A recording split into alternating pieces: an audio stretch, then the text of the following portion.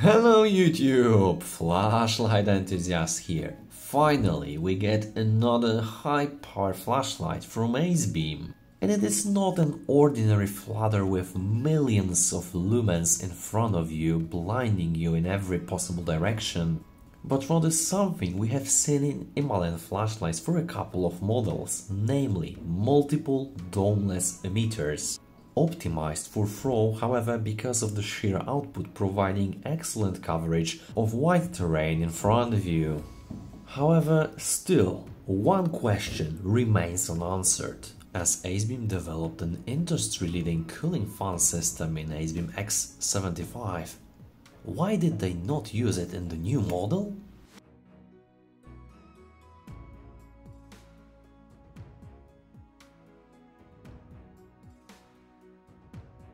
I got this flashlight directly from Acebeam, so if you are interested, make sure to check out the link below this video and our special coupon code for our community. This time we get a nice hard case that is quite bigger than anticipated. Nice gadget for storing and traveling too. The flashlight is safely stored and there is room for spare accessories as well, including the warnings, user manual in English and Chinese, adjustable wrist lanyard, warranty card, product certification, 2 spare O-rings in case you need a replacement, as well as 2 new Acebeam A2 portable chargers. There is a white lanyard inside, adjustable springs, closing, and it is powered by USB-C source. 1 amp per cell, of course. I'm not a big fan, however you get everything you need in the package. If you order the battery pack version, you should find the charger in here. Before playing with your Acebeam X25, remember to do 2 things. Remove the dustproof cover from the lens and insulation film from the battery compartment. Now look at this new flashlight from Acebeam. The fit and finish on these Acebeam flashlights are just on the highest level, as you would expect from a premium manufacturer. Everything is just smooth and looks much higher quality than you would expect first ordering this flashlight. We've got the new knurling design, quite smooth yet providing excellent amount of grip, used previously on Acebeam P20 model for instance.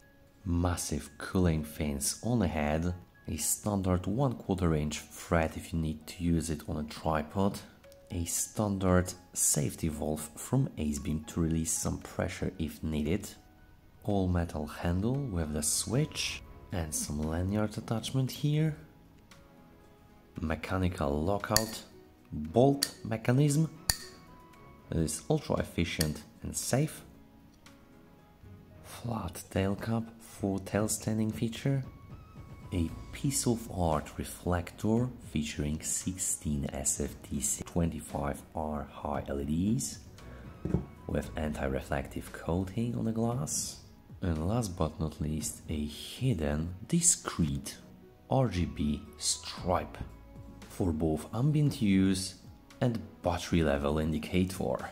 There are 2 versions of X25 and I highly appreciate Acebeam again gives us a choice. You can either have a version with replaceable batteries or the version with the battery pack. Please beware with the battery version, you don't have any USB-C charging nor power bank function, just a plain battery tube, which is not clear for me from the website.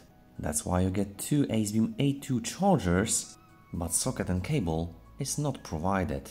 If you choose the version with the battery pack, it is actually identical as in Acebeam X75, however with slightly newer design, knurling on the outside. Threads are identical, so you can swap your battery pack from X75 to the newer Acebeam X25 and it goes with longer battery pack as well. Now you have the hidden USB-C charging port here underneath and it also features a power bank function. However, please bear in mind that because of the different contact design, you cannot put the battery carrier from X25 to the X75, only battery pack can be used in both flashlights. To access the batteries, you have to unscrew the battery tube from the head side revealing the set of rather short, however nicely lubricated threads with O-ring sealant as well, and the clean battery carrier seen in some other Acebeam designs like K75 or X80, etc. It is well built, featuring 4 Acebeam 5000 mAh 21700 cells, and springs are well loaded. The contacts are clean and everything looks quite high quality on this stage. Down there just a plain aluminium tube. Of course these are way longer than standard unprotected cells, so forget about using unprotected flat top batteries here. Incorporating 16 SFT25R-HI LEDs was a great choice. Finally, we don't have a super floody beam, but rather nice hotspot with usable bright spill. As you can see on Opal measurement, we've got a cool white beam with nice tint and clean hotspot. One thing to notice is slightly dimmer area outside of hotspot, which to a skilled eye creates some darker spot in the beam in the terrain. So you have a really nice focused and bright hotspot, then something slightly darker, and then again plenty of light in front of you. This way beam is perfect both for walking and for search and rescue, however not covering all the range evenly. The handle is removable via this little screw. Now you have this flashlight even more compact with switch hidden underneath and lockout when it should be. The handle is of good quality and features identical switch as found on flashlight with spring-loaded mechanism. What is interesting is just it pushes the pin to the real switch on the flashlight and uses a secure yet quickly release mechanism to attach to the flashlight. It would be truly nice to include the safety lockout mechanism here on the handle from X25 too. And yes, just like X75, X25 comes with this rubber collar that changes color under the temperature and gives you additional information when the flashlight gets hot, but also protects the flashlight head and glass from suddenly dropping your flashlight. This time Acebeam also decided to put an RGB stripe inside this flashlight. It can function both as a battery indicator here in 3 stages, which is not only present for a couple of seconds but also blinks a couple of times when using the flashlight. But it can also be activated as an ambient light with different colors like green, blue, white, but also some patterns of blinking, police, but also some meteor patterns and RGB rainbow. Not only that, but also Acebeam included 6 different lighting modes in red, green, blue and white LED mode, which provides not only fun part but also practical side of this innovation. And yes, the RGB stripe is mainly for ambient use. As you can see, it does provide illumination to the sides and down when you tilt the flashlight, so it acts mainly as a lantern rather than a tool to illuminate in different colors in front of you. Definitely a fun and unexpected feature on a search and rescue flashlight. User interface is as always plain and simple. Release the lockout mode and now hold the switch to enter the ultra low. Now hold the switch to go into the loop of low, medium 1, medium 2 and high while holding the switch. Double tap for turbo output, triple click for strobe mode, 1 click will turn the flashlight off. Now we've got the color modes. You click and hold the switch to enter the red, always in the 3rd mode, brightness, and now you hold the switch to cycle between different lighting modes. Back to red, and now you can click and hold again to cycle between 6 different lighting brightness modes. What is worth mentioning is that you don't have any mode memory in auxiliary light, so if you turn it off and turn it on again by clicking and hold, you go back into the red mode and the brightness default is number 4. Here are my lumen measurements for the Acebeam X25. If you need more time, feel free to pause the video. If you ever encounter the Acebeam X25, you know that it has an industry-leading and best-in-class cooling system with this copper heatsink and efficient yet quiet and intelligent cooling fan. However, once removed, you couldn't operate the X75 at all, so the handle had to stay in place. The question arises, if you have such a great system ready to use, why don't you utilize it in other flashlights? And why don't Acebeam X25 have any cooling fan? Featuring 16 powerful LEDs and quite similar size. That was definitely my initial question when I saw the marketing material. But after testing it initially, I understood that just like Acebeam X50, X25 does not need the cooling fan to offer an outstanding performance. Not only did I get over 25,000 lumens at start, but also 1 minute and 23 seconds before the first step down in turbo output. We've got excellent flat output regulation as usual from Acebeam and over 5,266 lumens sustainable for 1 hour and 38 minutes. Before stepping down to lower modes, what it is interested is that unlike on graphs on the website, we've got another step down to around 1340 lumens for another half an hour, not to leave you in the dark before turning off. This flashlight indeed can get hot at 70 degrees Celsius at the head. On higher mode, I measured 12,500 lumens at start and 5.5 minutes of runtime before stepping down. Here again, flat output regulation around 5,180 lumens sustainable, and again 30 minutes of runtime after the step down, not to leave you in the dark. Last but not least, the highest sustainable mode of 5,670 lumens at start and around 5,270 lumens sustainable with 65 degrees Celsius measured at the head, and again another 30 minutes of runtime before turning off. And if you are interested, I also checked with the X75 battery pack, and long story short, you get extra runtime on the batteries and slightly higher performance of the battery pack. Same can be seen on the high mode here. However, on medium 2, batteries proved stronger performance both in runtime and output, what is quite interesting. And yes, the flashlight can get quite hot the head, however, somehow here when you hold it, it does remain nice and warm. And if you spot some moisture after prolonged usage, don't worry, it is completely normal in high power flashlights. And just for the size reference, here you can see it next to the Acebeam X50, so X25 slightly larger, however featuring one cell more and multiple LEDs.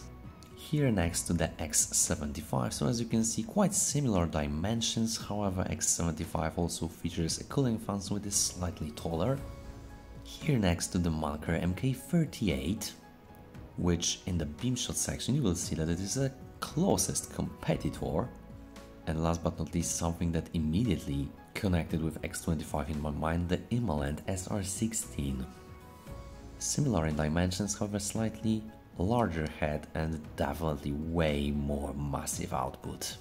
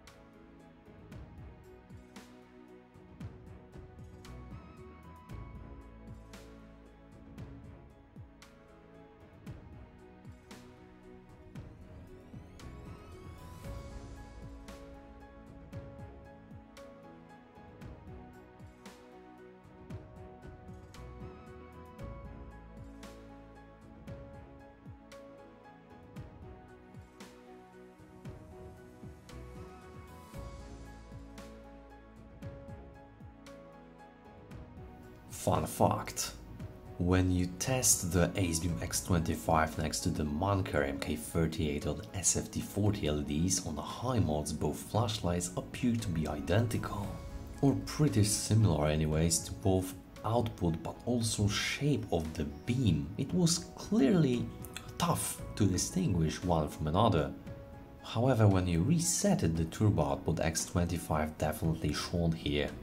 And the fun fact is that Munker actually used the fan cooling handle all the time. That was a nice case to prove that Acebeam X25 actually does not need a fan cooling system to show excellent performance. Overall, a truly good step from Acebeam in my view. Finally, we don't get a monster flutter but rather a useful beam multi-purpose flashlight with both replaceable batteries version and power bank version if you fancy that, with latest multiple throw emitters inside and the RGB ambient lighting all inside, still quite compact, well-built body with detachable handle. Yes, of course, I still miss the fan because this flashlight could sustain so much higher output or stay cooler if only had it feature a fan known from X75. I can definitely sense a missed opportunity here, however, without the fan this flashlight still provides an outstanding performance and I have to give it that.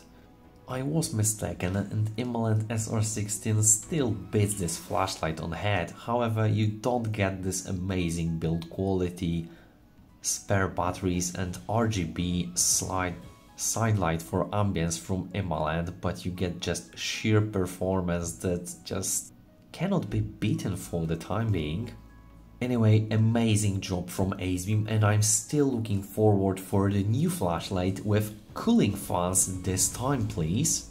And I'm pretty sure if you get your Acebeam X25 you will be amazed as I was for the first time.